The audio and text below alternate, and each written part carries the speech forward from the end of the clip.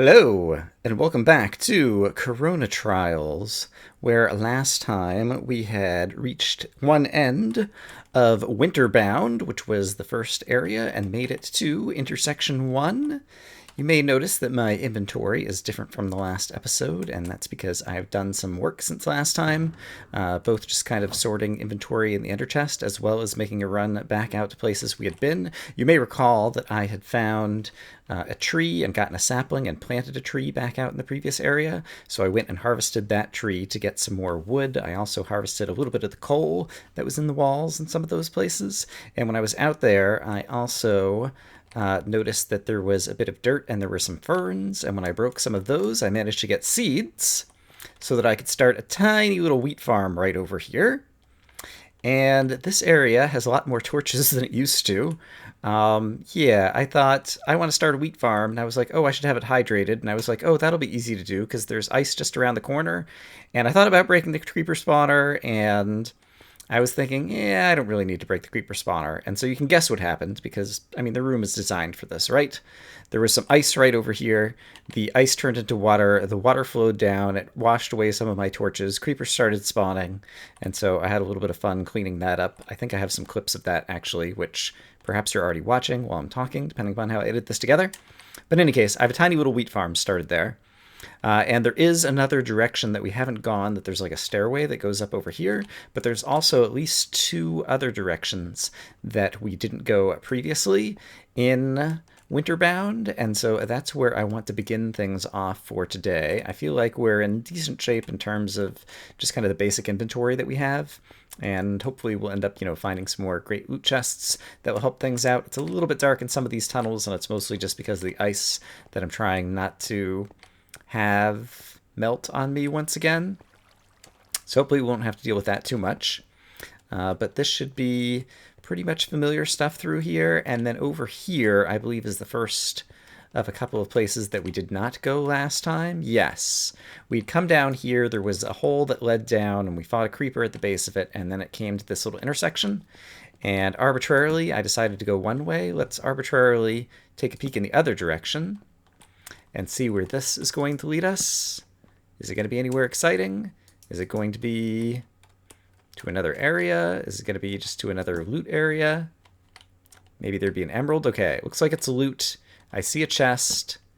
This place makes me more nervous than other places, but also haven't had to deal with much in terms of monsters and things. I don't think this chest is trapped, actually. I don't like the fact that this room, it looks like there's stone behind this wall. Is that actual stone, or is it, that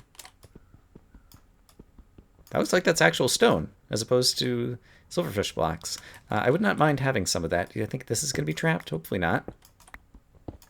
Okay, very nice. Looks like I'll be able to mine up some stone here. All right, maybe render has gone soft on us. Is this going to be a trap? Doesn't seem like it. Seems like it's actually a bunch of great stuff. Food and armor. All right, I will grab that. That makes... Ooh, I have a shield. Look at that. Ha! Ooh, and I have the rest of my armor set. I have the things that were actually listed on the name of the chest, which I guess the chest still has the name, right? And in addition to that, it looks like there's also, yeah, some more... I really think that maybe it's not going to be trapped. I was actually looking back through the video of the previous episode, and there were a couple other places where it looked like there was also some smooth stone in the wall that I could just mine up for some cobblestone for making tools and things that I failed to do in the previous episode. And so maybe there is actually a bit of resources around. And so if I have like a tiny little bread farm and I have a fair amount of coal and stone and I have a sapling and a tree growing out in the main area, like I'm already in pretty good shape for getting this CTM started. But perhaps that's to be expected, just by virtue of the fact that this is supposed to be a bit of an easier CTM. It sounds like it starts off on the easy side, and then it kind of like ramps up in difficulty, getting up to kind of relatively medium difficulty for a CTM, is what to expect. I'm just going to go ahead and keep these things on me rather than bring them back forward to the ender chest. But then the other thing, actually maybe I will go bring them back to the ender chest because I think it's going to be nighttime out here. Oh, hello, there's a creeper. So many creepers around. Yeah, I'll just leave that guy behind. I'm going to go drop some inventory off, and then we'll go back to... Oh, I keep getting turned around. Wait a minute. I thought I came from this direction, though. So there's this repeatable glitch where I keep seeing through the wall over here, but we already got this loot box. I'm going to put a little bit more torchlight over here just to make sure monsters aren't spawning in this room. But this was not the T of the intersection of the way back. It must be a little bit further. Okay, I'm going to drop off some inventory, and I'll meet you guys when we're ready to head back out to the basement of the first tower, which is where I believe the first dungeon with the pink wool will be. Alright, the inventory's been dropped off, and it does look like it's daylight this time around. I'm going to add a little bit of light here so we have hopefully fewer creepers spawning and surprising. I see, there's like one little hole up the skylight. Oh, gosh darn it. I suppose more water is just going to end up melting out of this ice each time I put down a torch. So that will be a continual threat. But basically, we had managed to... Oh, hello, creeper, who has spawned in the darkness over here. We had managed to poach a sapling off of this tree, and I planted the sapling over there. Looks like it is not regrown after I harvested it once. But then on the opposite side of this cavern room, hallway, starting area, whatever you want to call it, is where the dungeon is that we need to head to. I do want to put out like a torch over here. This is mostly packed ice, so I think we'll be okay. And I'm tired of using this weapon, so let's just use this to finish you off. Let's put one more down of these. It just occurred to me, there's lots of snow around here. Like, there could be cheaty snow. Snow that's like covering a hole in different things, and that didn't occur to me as another type of trap that we may encounter in all the snow and ice, so let's be wary of that moving forward. But back in the first episode, I planted this tree over here. The grass that I harvested was from some of the plants that were growing here, and then I grabbed some of the dirt that you already saw for my tiny little farm next to the creeper spawner. Let's add a little bit more light over here, so hope this guy will grow once again. And right, there is the tower that leads down into the dungeon that I presume will be where the pink wool is, since the emerald that we already got in this area suggested that this was the pink wool area. And I think I have to like walk back up around the other side in order to get there efficiently. And it occurs to me right at the very beginning of the map, like I walked over here and grabbed a chest out of this area. I did not look very carefully. There's like different like packed snow layers and different things. I'm not even sure if oh, I guess that's just a snow block and like half slabs and different things. I'm not even sure if there were snow layers that are more than one high. Do they melt just like one high snow layers when there's a torch nearby? I think they do.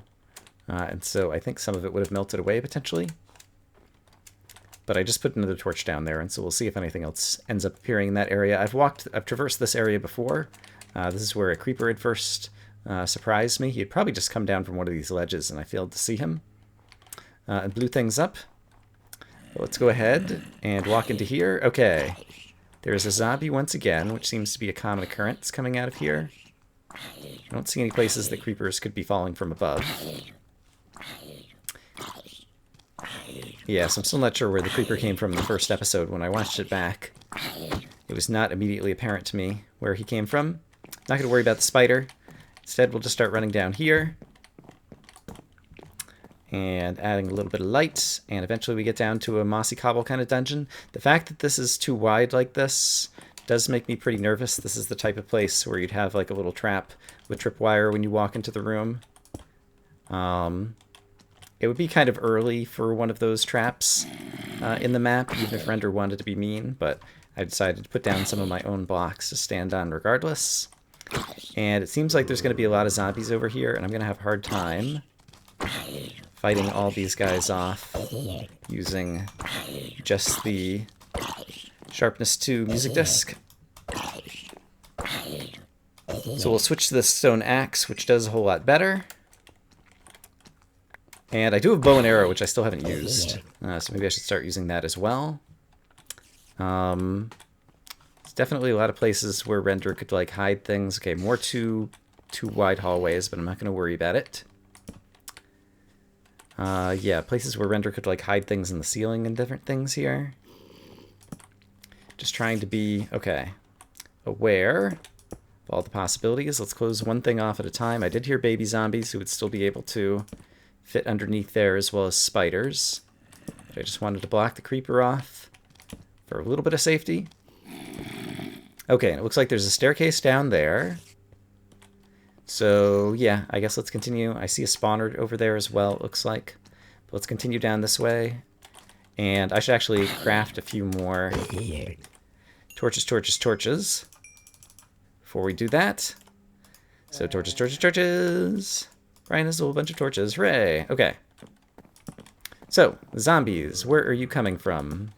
Other than simply down the stairs. And it looks like they're just kind of random spawns, probably. Definitely hear a bunch of zombies. But so far, okay, I did see, okay, there's a spider spawner over there. Fair enough. You guys, oh, okay. The baby zombie is going to make this a little bit more perilous. Actually, with this knockback weapon, right, and the baby zombies appear to have some kind of slowness effect that makes them move at a speed more appropriate to most monsters and makes their tiny hitboxes a little bit easier to find.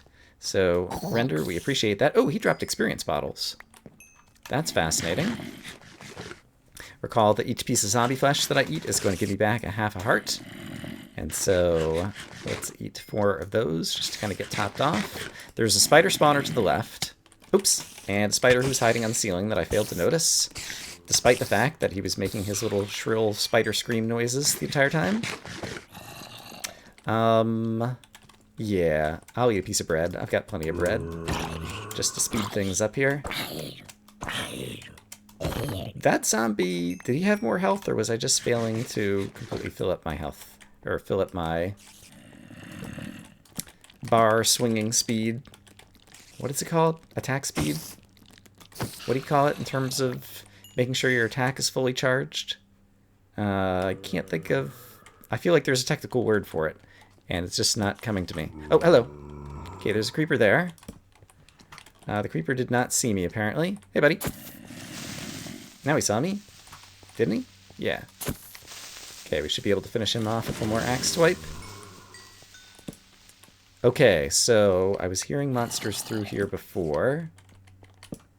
There definitely could be spawners, like, hidden underneath some of these pillars, for example. I think this area is well enough lit that I don't need to worry about things spawning, like, right in my face at the moment. The cramped dungeon with... Aha! Okay, with Mossy Cobble does remind me of... I guess it was the second dungeon back in Myriad Caves. That was kind of underneath one of the main areas. But this would appear to be where we get the pink wool, sure enough. He's given us 15 of them, which is very nice. And some firework rockets, which I presume are going to stack. And so I'll grab all of those things. I only need 1 piece of the wool. We will check out the other areas of the dungeon. But yes, for the first dungeon, that did seem pretty easy and straightforward. Let's see. There was at least this hallway over here that I did not explore, and I would imagine I'm going to find some other loot. Okay, so previously when we found a box like this behind some glass, it had this crazy music disc that I'm carrying, which is kind of a unique piece of loot, and so I imagine this might be some other unique piece of loot. I still hear zombies somewhere, so I'm not sure where I've missed them. Oh, holy crap! Enchanting already. Fascinating. That is a very interesting design choice. What was the... It's just called treasure chest here. That one will stack with some other treasure chests, named treasure chests, and so I'm going to go ahead and grab that chest as well. Okay, giving the player access to enchanting right at the beginning. I guess it's only 16 lapis, but still. That does make it harder to balance the map, but I guess if the map is meant to be easier, especially in the front half, then... yeah, I don't know. I have to kind of think about that. I guess I don't have access to books because I don't have reeds. I do have leather that I'm getting from the zombies. Right, here's the other portion of the dungeon that I haven't gone to yet. And there's some bad guys in here. So I think let's do this to start. And yeah, I'm pretty sure everything is well lit over there. So let's try to get a torch over there. And there's at least 1 creeper in there. And this is apparently just a zombie spawner. Okay. So if more zombies spawn, That's okay, because just a few zombies, ouch. Just a few zombies I can handle without too much trouble, especially if I back up so that I'm no longer within range of the spawner. Alright, and I'm outside the range of the spawner. I could run in there and light it up, but there is still a creeper in there. Oh, right, I forget that you get weakness for a little bit and slowness, it appears, each time you eat a piece of zombie flesh. That's what Render did in Myriad Caves as well, and I'd just forgotten about that. So there might have been a couple of times where I thought I was hitting monsters and not doing very well, and it was because of that. Okay. Let's try to... It looks like there's a chest behind this, but I know there's a creeper in here somewhere, so I'm just going to just do that. That should slow down or stop the zombie spawns. And then we can try to deal with the creeper. And it could still be the case that there's like another creeper hiding behind another pillar over here, so let's be wary. But I think we might have conquered this room.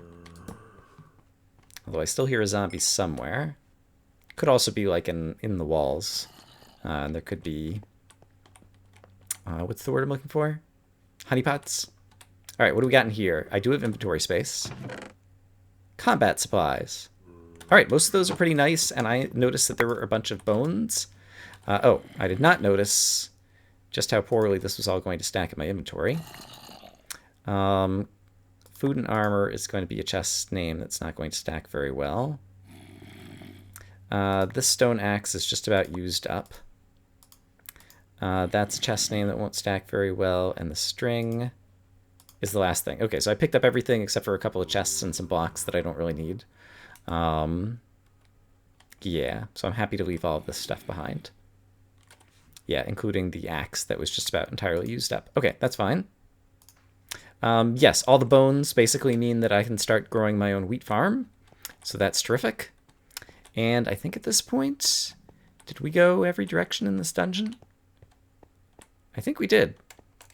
So any zombies I might have heard might actually be like back out in the world portion of the world. Oh, right. We're in a wintry biome and there are strays and it is nighttime. I wonder, they can have different loot tables, I know, and so I wonder if they have special loot. And I should kill at least one or two to see if I can determine that, but they will also potentially wreck my face. Hey, come over here. Here you go. Okay. I was able to two-shot them, and so once again, that's because Render goes and gives skeletons and apparently also strays a little bit less health than they would normally have. Because he thinks skeletons are a little bit overpowered naturally. And so at least a stray died over here. Did he drop anything? I just see the experience, and that's it. There is another stray over there who doesn't see me just yet. Alright, well, let's go and try to kill him as well. Actually, I can kill him. I haven't used my bow and arrow yet, and he's getting closer. So let's... Ouch. Alright, he shot me with the slowness arrow. Good job, guy. We've killed that guy. I hear someone sneaking up behind me. He dropped a bow. He dropped arrows. He dropped bones. Yeah, I think it's kind of like all the usual stuff. The bow that he dropped is mostly used up. I can go ahead and just repair it with mine to get this back fully repaired. But yeah, my inventory is full, so obviously at this point it makes sense probably to go back to intersection 1, and we'll be moving forward from there. And so, yeah, assuming I can do that safely, I'll meet you guys back over there.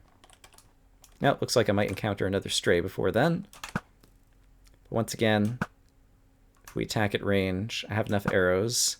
And this will also give me a chance to get a sense if there's anything else in their loot table that may be of interest. But it doesn't look like he has dropped anything for us. Okay. I can either swim up this waterfall or just kind of walk around. There's a lot of zombies about and a few creepers, but I think I could just walk around. All right, so I'll meet you guys back at intersection 1. Actually, the tree over here has grown, and so I am going to take a quick time out to chop down the tree and then head back over to the intersection.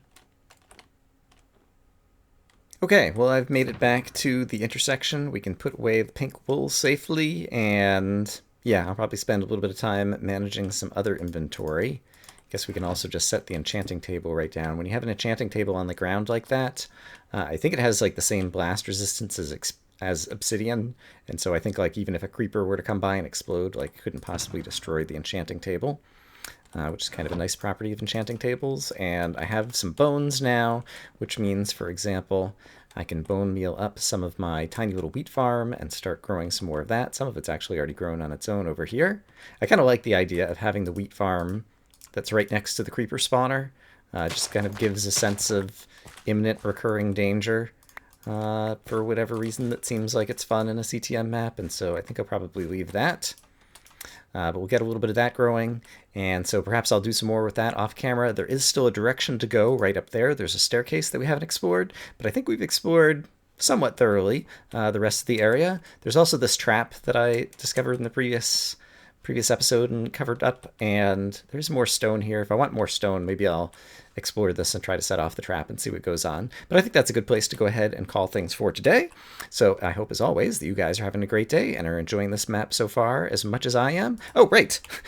And the other ways that we can go, in addition to through Winterbound, are the other three areas that are here at the intersection. So we have a lot of directions that we could explore next time. So look forward to that. Hope you guys are having a great day, and I'll see you again soon.